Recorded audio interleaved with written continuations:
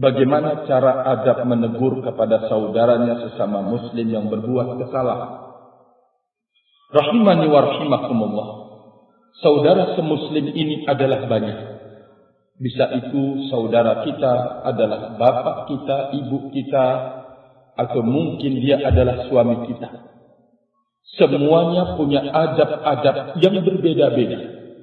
Barakallahu fikum. Kalau dia sebagai guru engkau, saudara engkau se-Islam, se-Muslim, melakukan kekeliruan, tidak sama adabnya engkau menegur dia sebagaimana engkau menegur anak engkau yang salah dan keliru.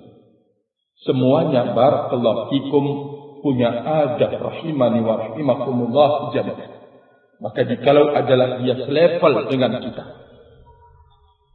dan kita tahu sifat saudari kita ini barakallahu fikum, dia amat sangat-sangat senang ditegur, maka kita harus menjaga adab di dalam menegurnya.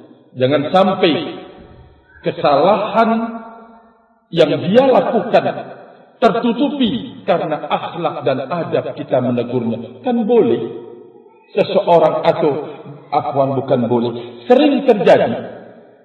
Bukan orang yang menolak apa yang dinasihat, tapi cara dan adab serta akhlak yang tidak benar.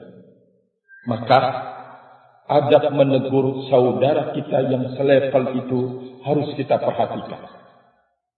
Termasuk di antaranya barakallahu fikum, kita mendatangi dia di tempat yang sunyi dan sepi atau dalam kondisi riang gembira, barakallahu fikum, assalamualaikum, inni uhibbuki fillah, saya mencintai engkau karena Allah Subhanahu wa taala.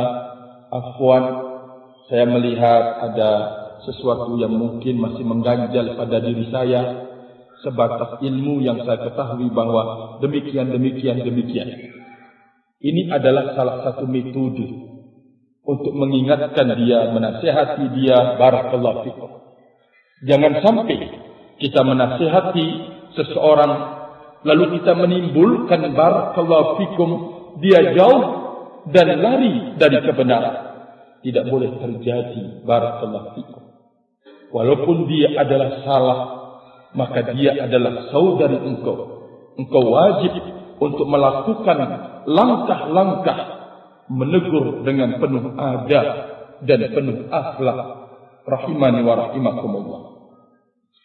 Sejahat apapun jiwanya seseorang, bila engkau muqaddimahi dengan kalam-kalam ucapan yang sangat indah, insya Allah yang tadinya kok berat untuk menerima, tapi dimuqaddimahi, diawali dengan kalimat-kalimat yang indah, dia menjadi pelong dada, disebabkan karena perilaku dan akhlak kita di dalam mengingatkan dan menasihatinya. Barakallahu fikum.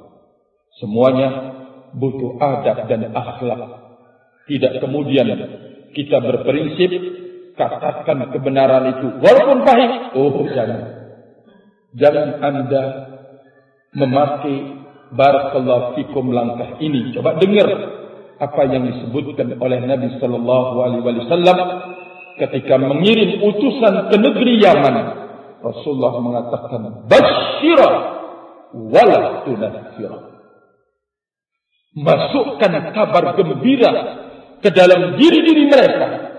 Jangan kalian berdua menjadi penyebab mereka lari dari kebenaran. Padahal itu menghadapi Yahudi dan Nasara, Rasul sallallahu alaihi wasallam berpesan sedemikian rupa. Barakallahu fikum.